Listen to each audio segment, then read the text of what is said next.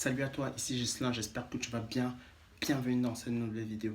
Alors aujourd'hui, nous allons parler d'un sujet hyper important pour les investisseurs immobiliers parce qu'il faudrait savoir que la hantise, une fois de plus, de tout investisseur immobilier, c'est d'avoir un locataire qui ne paye pas son loyer. Et lorsqu'on se retrouve dans ce cas bien précis, comment faire? On va donc essayer de répondre à cette question dans cette nouvelle vidéo.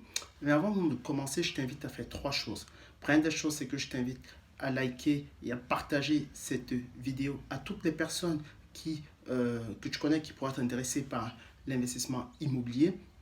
Je t'invite par la suite à t'abonner à ma chaîne YouTube pour ne rater aucune de mes nouvelles vidéos.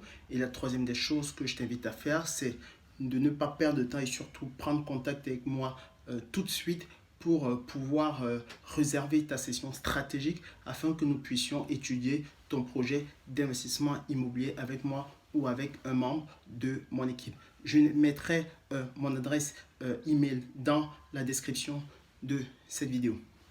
Alors, lorsqu'on est confronté à un locataire qui ne paye pas, c'est peut-être que vous êtes dans ce cas précis aujourd'hui, ou alors vous avez cette crainte justement, vous n'investissez pas dans l'immobilier tout simplement parce que vous avez peur de tomber sur ces locataires qui ne payent pas leur loyer et que ça devienne tout de suite pour vous un cauchemar. Donc, on va donc tenter de répondre à cette question dans cette nouvelle vidéo. Et je suis d'autant plus légitime à en parler, tout simplement parce que moi, lors de mon tout premier investissement locatif, je m'étais complètement planté, mais la totale, j'ai perdu énormément d'argent, j'ai perdu beaucoup de temps, beaucoup d'énergie dans cet investissement-là. Et en plus, j'avais des locataires qui ne payaient pas. Donc, j'ai toutes les choses dont je vais parler dans la suite de ces vidéos, c'est des choses que j'ai expérimentées, c'est des choses qui marchent. Donc, je m'étais complètement planté tout simplement parce que effectivement, j'étais pas formé. Donc, j'ai fait un peu n'importe comment, j'ai fait n'importe quoi. Donc, du coup, je vais vraiment insister. Il est super important pour vous lancer dans l'immobilier de vous former pour ne pas refaire les mêmes erreurs que j'ai pu faire et surtout ne pas vous planter. Alors, lorsque vous êtes dans le cas d'un locataire qui ne paye pas son loyer, la première des choses en fait à faire, c'est de prendre contact avec votre locataire et essayer de comprendre pourquoi il ne arrive plus à payer son loyer. C'est peut-être qu'il a perdu son boulot, c'est peut-être qu'il fait face à une difficulté de la vie passagère comme tout le monde peut en commettre. Donc, il peut y avoir une raison qui fasse à ce que ce locataire-là, en fait, il ne puisse pas payer son loyer. Donc, la première des choses vraiment, c'est de prendre contact avec lui pour essayer de comprendre. Mais il faut aller voir votre locataire, pas en le jugeant. Il ne faut surtout pas le juger. Parce que si vous le jugez, ce qui va se passer, c'est que votre locataire va se braquer. Et lorsqu'il va se braquer, il va rompre le dialogue. Et si un locataire rompt le dialogue, c'est terminé. Alors là, vous partez dans un enfer. Donc, il ne faut vraiment pas essayer de braquer votre locataire. Il faut plutôt lui poser simplement cette question, monsieur ou madame tel, comment est-ce que nous pouvons faire pour décanter la situation.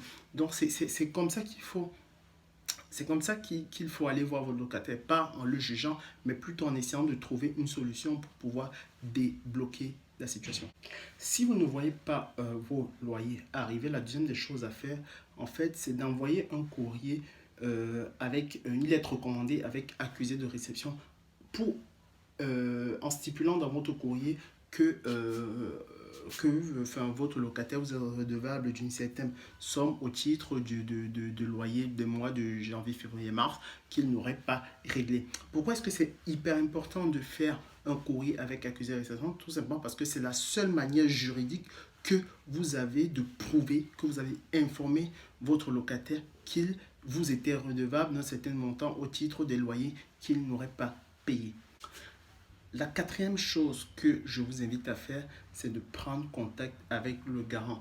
Vous savez, un simple coup de fil peut réussir à débloquer la situation. Donc, prenez contact avec le garant, expliquez-lui la situation par rapport aux loyers qui ne sont pas payés. Et peut-être que ce coup de fil-là va permettre de débloquer la situation.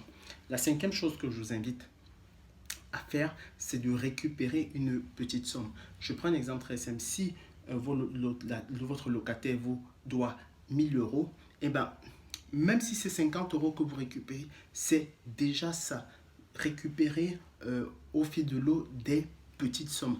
Parce que le fait de récupérer des petites sommes, ça va mettre votre locataire dans une dynamique pour qu'il se remette en fait pour qu'il recommence à vous payer votre loyer. Donc, même si il vous doit 500 euros de loyer, bah, dites, ok, est-ce que tu peux déjà me donner 50 euros cette fois-ci, et ainsi de suite. Comme ça, le locataire, il va se remettre dans cette dynamique-là de régler son loyer. Parce que ce qu'il faut savoir, c'est qu'un locataire qui ne paye pas, il a tendance à faire l'autruche. Il fait le mort, il répond plus au coup de fil, il donne plus de nouvelles. Voilà, donc si vous coupez le contact avec votre locataire, c'est quasiment terminé. Vous aurez toute la difficulté du monde à récupérer votre loyer. La cinquième chose que je vous invite à faire, c'est de faire une reconnaissance de dette. En fait, il faudra donc formaliser la dette au titre des loyers impayés que vous doit le locataire et faire signer donc cette reconnaissance de dette à votre locataire. Le sixième point que je souhaitais partager avec vous, en fait, bah, c'est de faire une procédure au tribunal. Et en fait, ce n'est vraiment pas quelque chose que je vous recommande tout simplement parce que c'est des procédures qui sont extrêmement longues, qui peuvent durer entre 12 et 18 mois. Et ce qu'il faut savoir, c'est que si le locataire n'est pas solvable à la fin de la procédure, eh bien, vous n'aurez rien récupéré. Vous aurez perdu de l'argent, vous aurez perdu du temps et vous aurez perdu de l'énergie. Donc, ce que moi je vous recommande vraiment, c'est de ne jamais couper le contact avec votre locataire qui ne paye pas. Gardez le contact et surtout concentrez-vous sur récupérer votre logement parce que c'est ça qui est super important. Les procédures, effectivement, c'est hyper long et en plus, s'il n'est pas solvable, alors là, c'est la catastrophe. Donc, voilà, en 6 points, je vous ai donné en 6 points quoi faire lorsque vous faites face à des locataires qui ne payent pas.